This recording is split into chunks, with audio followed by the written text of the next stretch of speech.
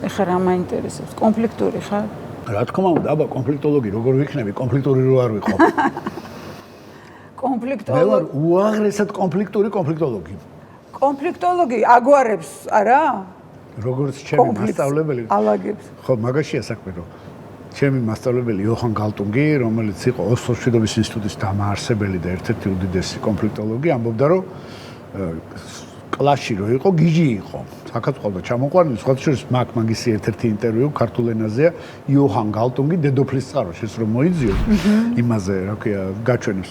გიჟი იყო, შარშან გარდაიცვალა 94 წლის ასაკში. 150-ზე მეტი წიგნის ავტორია ამ მეცნიერებაში და მამა არის დამფუძნებელი ერთ-ერთი.